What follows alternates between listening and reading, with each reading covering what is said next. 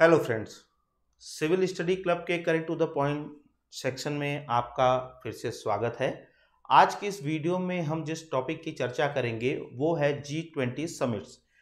आपको पता ही होगा कि G20 समिट की 2023 की प्रेसिडेंसी जो है वो भारत को मिली है और ये भारत के लिए आज के परिप्रेक्ष्य में बहुत ही ज़्यादा महत्वपूर्ण है। तो आज G20 समिट से रिलेटेड उन सारे फैक्ट को देखेंगे जो आपके एग्जाम के पॉइंट ऑफ व्यू से बहुत ज़्यादा इंपॉर्टेंट हैं और साथ ही ये समझने का प्रयास करेंगे कि G20 कब फॉर्म किया गया, किन उद्देश्यों के लिए फॉर्म किया गया, क्या पर्सपेक्टिव था इसको फॉर्म करने के, साथ ही इसकी कार्यप्रणाली क्या है, मेंबर कंट्रीज कौन कौन से हैं, इनकी गेस्ट कंट्रीज कौन कौन से हैं और भी इससे रिलेटेड फैक्ट्स को हम देखने की कोशिश करेंगे। तो आइए इस वीडियो को शुरू करते हैं और one by one G20 summit से रिलेटेड उन सारी चीज़ों को देखने और समझने का प्रयास करते हैं। थंबनेल आपने देख ही लिया होगा, G20 समिट 2023। इस वीडियो के जो महत्वपूर्ण बिंदु हैं वो ये हैं जिस पे मैं आपसे ये चर्चा करने वाला हूं कि G20 क्या है, G20 के अध्यक्ष का चुनाव कैसे होता है, ट्रोइका क्या है और उसके कार्य क्या है, सदस्य देश कौन कौन से हैं, गेस्ट कंट्रीज कौन कौन से हैं और परमानेंट गेस्ट कंट्री कौन है इस बार 2023 में जिसे भारत ने इनवाइट किया है, साथ ही G20 2023 के एजेंडे में कौन कौन से बिंदु शामिल हैं, बहुत प्रस्तावित समिट्स किन किन शहरों पे हैं, उनकी थीम क्या क्या है ये भी देखेंगे इस वीडियो के अंदर। साथ ही लोगो और थीम क्या बनाया गया है, उसको बनाने के उद्देश्य क्या क्या है, क्या भारत उसके थ्रू कहना चाहता है और लास्ट में हम ये देखने का प्रयास करेंगे कि भारत को G20 की अध्यक्षता मिलने के मायने क्या हैं, असल में किन मायनों में ये भारत के लिए खास है। तो वन बाय वन इन सारे बिंदुओं को हम देखने का प्रयास करेंगे इस वीडियो में। तो पहले यही समझने का प्रयास करते हैं कि G20 आखिर है क्या। बेसिकली G20 का प्लॉट जो तैयार होता है वो 1990 के वित्तीय संकट के समय से शुरू होता है। 1990 का जो वित्तीय संकट था उसने देशों को ये सोचने पे मजबूर किया कि एक इस तरीके का कोई ग्रुप होना चाहिए जो विकासशील देशों की बात करे। इससे पहले भी बहुत सारे इंटरनेशनल ग्रुप हैं, G7 है, G14 है, G11 है, G10 है, बट उसमें जो बहुत ज़्यादा डोमिनेंस होता था वो डेवलप्ड कंट्रीज़ का होता था। इसलिए एक ऐसे ग्रुप का ज़रूरत पड़ी जो विकासशील देशों की बात करे और 1990 से लेकर इसके बारे में सोचना या वैश्विक मंचों पर इसके बारे में बात की गई और फाइनली 1999 में ये बना और काम करना शुरू किया। बेसिकली क्या है, ये एक वैश्विक आर्थिक मंच है जो आर्थिक सहयोग की बात करता है, इकोनॉमिक फोरम की बात करता है। इकोनॉमिक फोरम है जो इकोनॉमिक रिफॉर्म या इकोनॉमिक से संबंधित जो चैलेंजेस वर्ल्ड के सामने आते हैं उनके बारे में बात करता है। इसका गठन जो हुआ वो 99 में हुआ वैश्विक वित्तीय संकट के उद्देश्य को लेकर कि इस तरीके की अगर कोई चुनौतियां हमारे पास आएंगी तो कैसे उनसे सुलझा जाएगा या उनका कैसे सामना किया जाएगा। इसका उद्देश्य जो है वो फाइनेंशियल स्टेबिलिटी की है, वो फाइनेंशियल स्टेबिलिटी की बात करता है। इसका कोई अस्थायी सचिवालय नहीं है, इसमें मध्यम आय वाले विकासशील देशों के साथ साथ विकसित देशों का प्रतिनिधि शामिल है। ये बात यहाँ समझने वाली है कि G20 से पहले जितने भी ग्रुप थे उसमें इस तरीके का कोई देशों का प्रतिनिधित्व नहीं था। ये पहला ऐसा ग्रुप है जिसमें विकासशील देशों के साथ साथ विकसित देशों का भी पार्टिसिपेशन उतना ही है।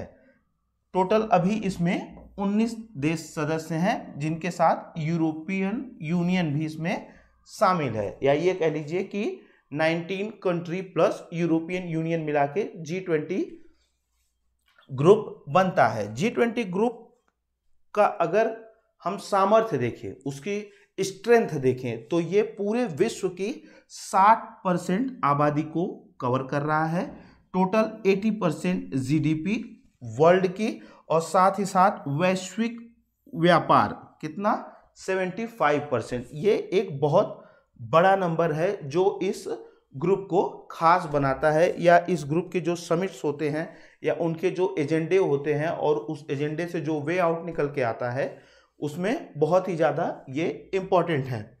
नेक्स्ट हम देखेंगे G20-23 इन इंडिया। पता है कि 2023 में इसकी अध्यक्षता भारत को मिली है। भारत के लिए ये बहुत ही महत्वपूर्ण है। ये G20 की 18वीं बैठक है। इसके पहले की जो बैठक हुई थी 17वीं, वो इंडोनेशिया के बाली प्रांत में हुई थी। इसकी अध्यक्षता जो भारत के पास रहेगी वो दिसंबर 2022 से लेकर नवंबर 2023 तक लगभग 1 सालों तक रहेगी। पूर्व में 2022 में इसका अध्यक्ष देश जो था वो इंडोनेशिया था और वो इसकी 17वीं बैठक थी। आयोजन बाली प्रांत में किया गया था, मैंने आपको बताया। जो इसका अगला समिट होगा 2024 का, 2024 का, उसकी प्रेसिडेंसी जो रहेगी वो ब्राजील के पास रहेगी। और यहाँ एक फैक्ट और भी ये भी बताना जरूरी है कि ये फर्स्ट टाइम है जब 3 डेवलप्ड कंट्री, नहीं डेवलपिंग कंट्री जो हैं वो इसके एजेंडे को तय करेंगी, जिनको ट्राइका कहा जाता है। आगे इसी चीज की हम चर्चा करेंगे कि G20 के अध्यक्ष का चुनाव कैसे होता है। बेसिकली G20 समिट्स के जो प्रेसिडेंसी का इलेक्शन होता है वो एक रोटेशन पे होता है। जो इसके सदस्य देश हैं उनमें एक रोटेशन पे ये प्रेसिडेंसी मिलती है, एक के बाद सबका टेन्योर एक एक बार आता ही है। इसी तरीके से इसकी अध्यक्षता मिलती है। और जो G20 समिट्स के एजेंडे तय करते हैं वो ट्राइका तय करती है। ट्राइका क्या है? एक शीर्ष समूह है G20 समूह का। उसमें कौन कौन शामिल होते हैं? उसमें बेसिकली 3 कंट्री शामिल होती हैं। पूर्व में जिसने अध्यक्षता की, वर्तमान में जिसके पास अध्यक्षता है और आने वाले समय में जिसके पास अध्यक्षता रहेगी, ये तीनों देश मिलकर ट्राइका कहे जाते हैं या इनको शीर्ष समूह कह लीजिए। यही G20 समिट्स के एजेंडे को तय करते हैं। और जो इसकी अदर कंट्रीज हैं, जो इसमें 19 और यूरोपियन यूनियन है मिलके बनती हैं जो G20, वो इसके कार्यों का संपादन करती हैं, जो ये एजेंडा तय होता है। इसी बात को यहाँ पे कहा गया है कि पिछली अध्यक्षता कर चुका देश, अगला अध्यक्षता करने वाला देश तथा अध्यक्षता कर रहा देश। जैसे 2022 में इसकी अध्यक्षता इंडोनेशिया ने की, 2023 में भारत कर रहा है और 2024 में ब्राजील करेगा। तो इंडोनेशिया, भारत और ब्राजील मिलकर ट्रोइका है और ट्रोइका ही इसके एजेंडे का निर्धारण करेगी। एजेंडा से संबंधित कार्य का संपादन G20 के प्रतिनिधि देश करते हैं। कौन कौन से? जिसको मैंने बताया 19 प्लस यूरोपियन यूनियन, जिन्हें शेरपा कहा जाता है। बेसिकली ये 2 ट्रैक पे काम करता है। एक होता है फाइनेंशियल ट्रैक और एक होता है शेरपा ट्रैक। फाइनेंशियल ट्रैक का जो काम होता है वो केंद्रीय बैंकों, वित्त मंत्रियों और गवर्नर के साथ मिलकर किया जाता है। और शेरपा का जो काम होता है, शेरपा ही बेसिकली सारे एजेंडे किस तरीके से डिस्कस किए जाएंगे, उनका किस तरीके से संपादन होगा, इस चीज को सुनिश्चित करता है। 2023 के जो शेरपा हैं वो नीति आयोग के पूर्व उपाध्यक्ष अमिताभ कांत हैं। ये एक स्टैटिक फैक्ट है, जानने की चीज है। समूह का उद्देश्य क्या होता है? ये वैश्विक आर्थिक सहयोग की बात करता है, जिससे कि विश्व के वित्तीय समस्याओं को सुलझाया जा सके या उनके लिए कोई नीतिगत फैसला या कोई वे आउट बताया जा सके। ट्रोइका का क्या कार्य है? ट्रोइका शीर्ष समूह है G20 के। पिछला, वर्तमान और अगला अध्यक्षता करने वाला देश इसमें शामिल होते हैं। ये मैंने आपको अभी क्लियर किया कि 2022 में इंडोनेशिया, 2023 में भारत और 2024 जो कि अगले साल होगा ब्राजील में, ये तीनों कंट्री जो हैं ये ट्रोइका है। इन्हीं के जिम्मेदारी पर है इस समिट का एजेंडा तय करना। साल 2023 में पहली बार ये 3 विकासशील देशों के मध्य ये ट्रोइका का गठन हुआ है। ठीक है, संदर्भ में G20 के माध्यम से जो अपना विजन पेश करेंगे कि किस तरीके से वैश्विक मंच पे जो आर्थिक चुनौतियां हैं, खासकर कोविड-19, रूस यूक्रेन युद्ध और जो ये मंदी का समय आ रहा है या जिसकी आहट सुनाई दे रही है, उसके लिए ये ग्रुप मिलकर क्या एक रास्ता निकालते हैं या विश्व के सामने एक निष्कर्ष प्रस्तुत करते हैं। सदस्य देश कौन कौन से हैं इसके? जो G20 के मेंबर कंट्रीज हैं उसमें अर्जेंटीना, ऑस्ट्रेलिया, ब्राजील, कनाडा, चीन, European union, France, Germany, Bharat, Indonesia, Italy, Japan, Mexico, रूस, सऊदी अरब, दक्षिण अफ्रीका, कोरिया, तुर्की, यूनाइटेड किंगडम और अमेरिका है। चाहिए तो आप इसका स्क्रीनशॉट भी ले सकते हैं। 2023 की जो गेस्ट कंट्रीज, जो इनवाइटीज कंट्री हैं, उसमें हैं बांग्लादेश, मिस्र, Mauritius, Netherlands, Nigeria, Oman, Singapore, Spain और संयुक्त अरब अमीरात। दक्षिण पूर्व एशिया में एकमात्र बांग्लादेश को इसमें गेस्ट कंट्रीज के रूप में इनवाइट किया गया है, ये बात जानने योग्य है। स्पेन को स्थायी सदस्य के रूप में इस साल आमंत्रित किया गया है। G20 के कुछ महत्वपूर्ण समिट और उनको आयोजित करने वाले शहर। वैसे तो भारत के पास जो ये प्रेसिडेंसी आई है, इसमें टोटल मिला के 200 से ज़्यादा समिट्स होंगे जो भारत के अलग अलग शहरों में आयोजित किए जाएंगे। लेकिन कुछ शहरों को मैंने यहाँ पे और उनसे रिलेटेड थीम पे जो समिट होगी मैंने यहाँ पे मेंशन कर दिया है, आपको देखना जरूरी है। इसकी पहली समिट जो होगी वो पौंडीचेरी में होगी। यूथ समिट जो इसकी होगी वो गुवाहाटी में होगी। पर्यावरण के थीम पे जो समिट है वो बेंगलोर में होगी। थिंक 20 जो समिट है वो भोपाल में है। इसकी साइंस समिट जो होगी वो IISC Indian institute of science Bangalore में होगी।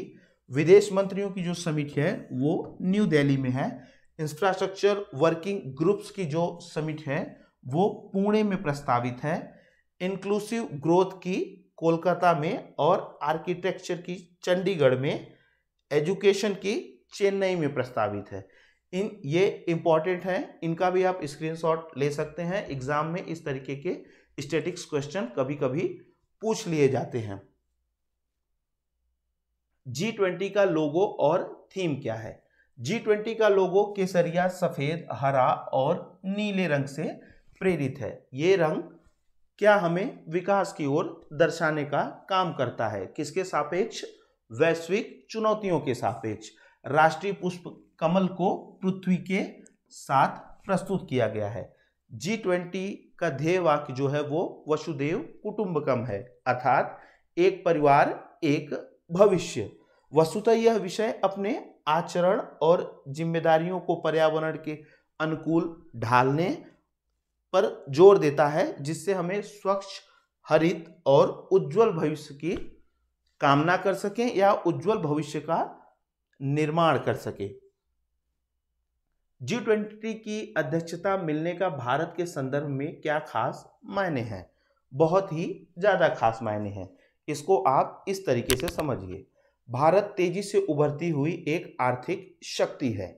भारत ने पहले भी जो समस्याएं विश्व के सामने आई या जो अभी चल रही हैं, जिसमें कोविड-19, रूस यूक्रेन युद्ध और आर्थिक मंदी या आर्थिक मोर्चों पे जो चुनौतियां देखने को मिल रही हैं, इस सारे बहुत से मुद्दों को लेकर भारत ने अपनी प्रखर आवाज वैश्विक मंचों पर उठाई है।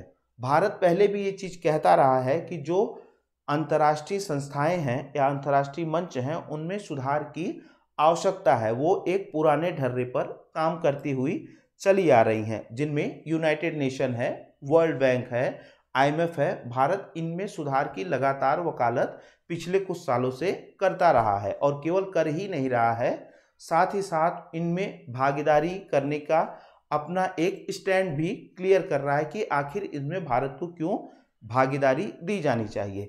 इन सारी चीज़ों के परिप्रेक्ष्य में अगर हम देखें तो 2023 का G20 समिट भारत के लिए बहुत ही ज़्यादा इम्पॉर्टेंट है। भारत इस समिट के माध्यम से ये बता सकता है कि किस तरीके से भारत अपनी सामाजिक, राजनीतिक, आर्थिक कुशलता, सामर्थ्य तथा युवाओं के बल पर वैश्विक समस्याओं का समाधान विश्व के सामने प्रस्तुत कर सकता है।